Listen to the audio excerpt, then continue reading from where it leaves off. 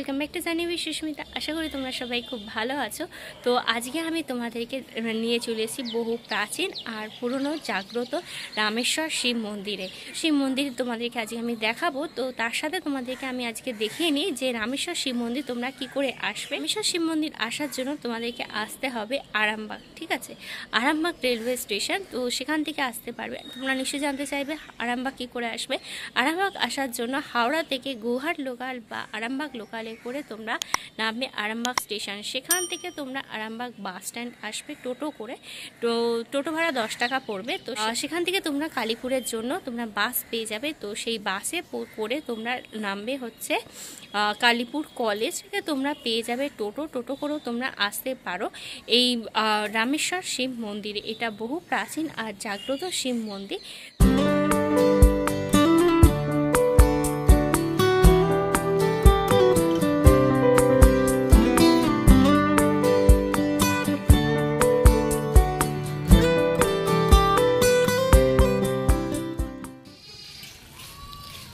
মন্দিরটা তোমাদের সামনের দিক থেকে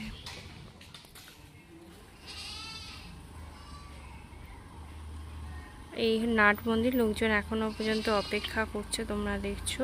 আর এই হলো পুরো মূল মন্দিরটা। রামেশ্বর শিব মন্দিরের উপরের দিকে দেখো একটা ত্রিশূল রয়েছে। আর আমরা যেরকম টিপিক্যাল শিব মন্দিরগুলো দেখে থাকি, রামেশ্বর শিব মন্দিরটা দেখতে কিন্তু একটু আলাদা। মন্দিরের পাশে কিন্তু কিছু নেই, তো ধান ক্ষেতের জায়গা আর বেশ কিছু বাড়িঘরই তোমরা এই জায়গাটাতে দেখতে পাবে। এখানে তোমরা টোটো করেও আসতে পারো। আর এইখানে দেখো পাশে একটা কালী মন্দির আছে, এটা দুর্গা মন্দির বলতে পারো। দুর্গা ঠাকুরের বাইরে দেখো একটা তুলসী মঞ্চ আছে, এই যে দেখছো।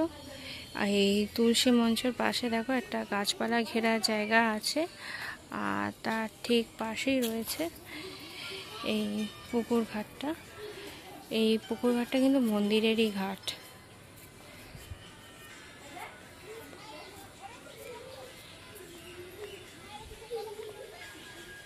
বিশাল বড় এই পুকুরটা, দেখো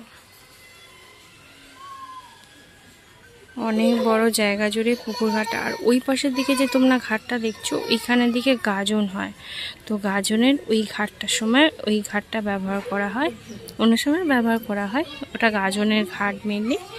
আর এই পাশের দিকে হলো বিশাল বড় চত্বর জুড়ে এই মন্দির। পুকুর ঘাটটা দেখছো, পুকুর ঘাটের পাশেই রয়েছে এই বেলগাছটা। বহু বছরের পুরনো এই বেলগাছ। আর এখানে দেখো একটা মহাদেবের ছবি রয়েছে, আর তার সাথে নন্দী মহারাজ। চত্বরে কোথাও মিষ্টি বা ফুল প্রসাদের কেনার কোনো জায়গা নেই। তো তোমরা যারা পুজো দিতে চাও তারা তোমাদের নিজস্ব পুজোর সামগ্রী কিনে আনবে। নাট মন্দিরের মাঝখানে দেখো একটা বড় সুন্দর ঝাড়বাতি দেওয়া রয়েছে। মন্দিরটা নতুন করে রিনোভেট করা হয়েছে বলে দেখতে বেশ। মূল মন্দির থেকে সোজাসুজি নাট মন্দিরের সামনে একটা বড় নন্দী মহারাজ দেখবে। আর এই পুরো মন্দিরটা গ্রিল দিয়ে ঘেরা, এখানে কোনো পাঁচিল বা কোনো কিছু নেই। সাইড দিয়েও তোমরা দু সাইড দিয়েও আসতে পারো। সোজা মন্দিরের গর্ভগৃহ, আর ওপাশের দিকে হচ্ছে পুকুর ঘাটটা, যেটা আমি তোমাদেরকে আগেই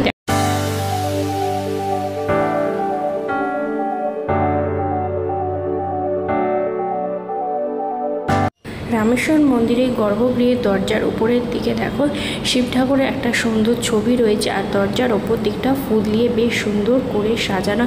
এটাই হলো মূল গর্ভগৃহের প্রবেশদ্বার। আর এই রামেশ্বর মন্দির হচ্ছে স্বয়ম্ভু শিব মন্দির।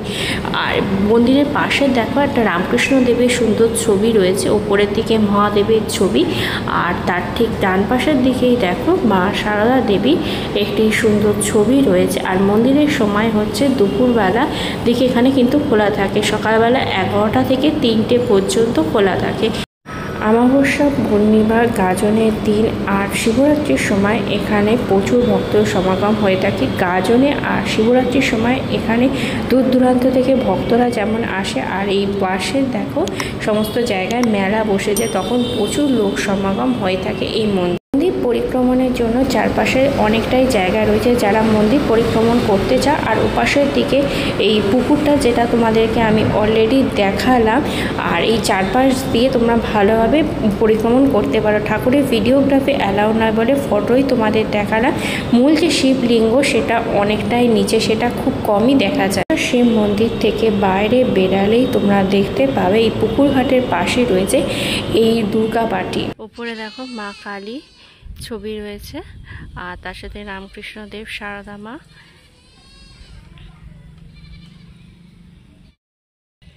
ভিতরে দেখো ঠাকুরের কাঠামো তৈরি হচ্ছে, মা দুর্গার কিছু তৈরি হয়েছে, কিছু এখনো হয়নি। রামেশ্বর শিব মন্দিরে তোমাদের দর্শন করালাম। তো আমি এসেছিলাম অন্যভাবে, তো আমি পুরো হেঁটে এসেছিলাম, তো নদী পার হয়ে। তো নদী পার হয়ে আসা যায়। এখানে সামনে যে নদীটা দেখানো সেটা হচ্ছে দ্বারকেশ্বর নদী। দ্বারকেশ্বর নদী পার হয়েও আসা যায়। দ্বারকেশ্বর নদী পার হলে তোমাদেরকে আরামবাগ বাজার আসতে হবে, পুনর বাজার, ওখান থেকে সদর ঘাট আসবে। তো সদর ঘাট থেকেও তোমরা নদী পার করে আসতে পার করে সেখান থেকে তোমাদেরকে কোনো কিছু ধরতে হবে। টোটো সেরকমভাবে ওখান থেকে কিছু পাবে না। সদরঘাট পার হয়ে আসো, তাহলে তোমাদেরকে হেঁটেই আসতে হবে। হেঁটে কিন্তু অনেকটা, আমি হেঁটেই গিয়েছিলাম, কিন্তু তোমাদেরকে আসার জন্য আমি তোমাদের ওই জন্য টোটো সাজেস্ট করলাম। ওখানে সাধারণত খুব একটা বেশি গাড়ি যাতায়াত করে না, তো সেটা একটু প্রবলেম আছে। তো বিশেষ করে পার্সোনাল গাড়ি বা বাইক বা ফোর হুইলার্স হলে বেশি ভালো হয়। যদি পার্সোনাল গাড়ি বা ফোর হুইলার্সে করে আসো তাহলে তোমাদেরকে সুবিধা হবে। জাস্ট কালীপুর ব্রিজটা ক্রস করে তোমরা নিজস্ব গাড়িতে একবারে মন্দিরের সামনেই পৌঁছে যাবে। এই হলো আজকের ভিডিও। আশা করি তোমাদের পুরো ভিডিওটা ভালো লাগলো। তো যদি তোমাদের পুরো ভিডিওটা ভালো লেগে থাকে তাহলে তোমরা অবশ্যই লাইক করো, কমেন্ট করো, শেয়ার করো তোমাদের ফ্রেন্ডস আর ফ্যামিলির মধ্যে। আর আমার চ্যানেলটা সাবস্ক্রাইব করতে একদমই ভুলো না। খুব তাড়াতাড়ি তোমাদের সাথে একটা নতুন ভিডিওতে কথা হবে। Till then tata, bye bye and see you.